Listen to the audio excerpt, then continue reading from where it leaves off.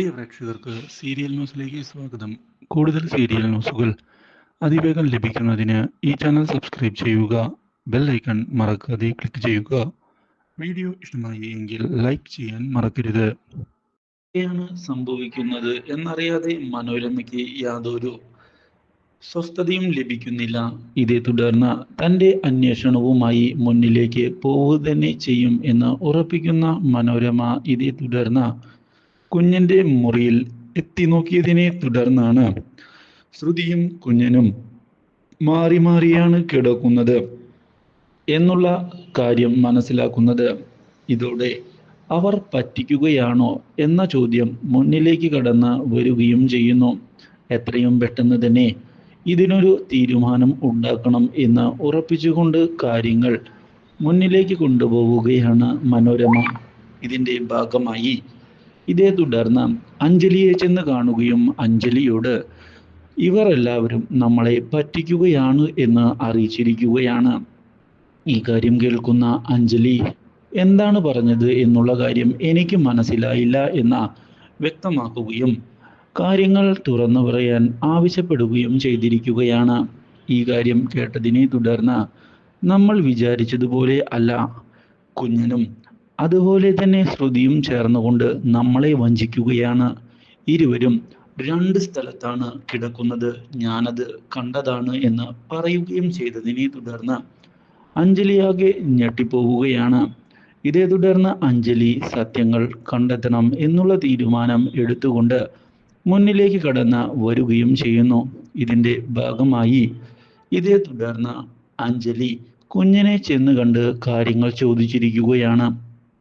അപ്രതീക്ഷിതമായ ഈ സംഭവം കുഞ്ഞൻ്റെ പ്രതീക്ഷകൾ തെറ്റിച്ചു കളഞ്ഞതിനെ തുടർന്ന് കുഞ്ഞനാകട്ടെ അങ്ങനെ അല്ല എന്നുള്ള കാര്യം അറിയിക്കുകയും ചെയ്യുന്നു. ശ്രുതിയും ഇതേ തുടർന്ന് അവിടേക്ക് കടന്ന് വരികയാണ്.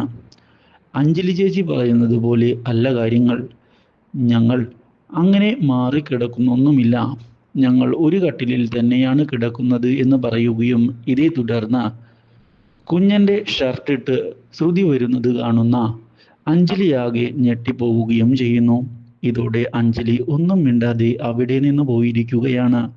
മാത്രവുമല്ല മനോരമയോട് ഞാനാകെ നാണം കെട്ടുപോയി എന്ന് വ്യക്തമാക്കിക്കൊണ്ട് ഇനിയും ഇതുപോലുള്ള കാര്യത്തിന് എന്നെ വിളിക്കരുത് എന്ന് ഓർമ്മിപ്പിക്കുന്നു.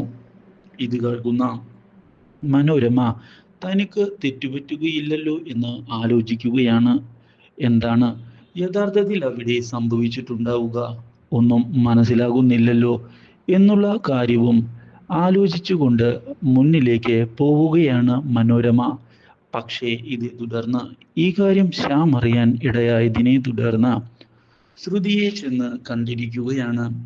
എന്താണ് വീണ്ടും ശ്യാം വന്നത് എന്ന് ചോദിച്ചതിനെ തുടർന്ന് കള്ളത്തരമെല്ലാം നിങ്ങൾക്ക് ഒരുപക്ഷെ അഞ്ജലിയുടെ മുന്നിൽ കളിക്കാൻ സാധിക്കും, പക്ഷേ ഒരിക്കലും എൻ്റെ മുന്നിൽ അത് സാധിക്കുകയില്ല, ഞാൻ എല്ലാ കാര്യവും മനസ്സിലാക്കി കഴിഞ്ഞു എന്ന് പറഞ്ഞതിനെ തുടർന്ന് താൻ എന്തെങ്കിലും മനസ്സിലാക്കിയോ, എനിക്ക് ആ കാര്യത്തിൽ യാതൊരു വിഷമവുമില്ല എന്ന് അറിയിക്കുന്ന ശ്രുതി മേലാൽ ഈ കാര്യം പറഞ്ഞ് എൻ്റെ മുന്നിലേക്ക് വന്നു പോകരുത് എന്നുള്ള നിർദ്ദേശം നൽകിയിരിക്കുകയാണ്. അപ്രതീക്ഷിതമായ ഈ ഭീഷണി ശ്യാമിനെ ആകെ ഞെട്ടിച്ച് കളയുകയും ചെയ്യുന്നു. പക്ഷേ ഇതേ തുടർന്ന് അന്വേഷണവുമായി മനോരമ മുന്നിലേക്ക് പോയത് കുഞ്ഞൻ തടയുകയാണ്. ഇതോടെ അപ്രതീക്ഷിതമായ തിരിച്ചടി ഉണ്ടാവുകയും ചെയ്യുന്നു. Do like, share and subscribe.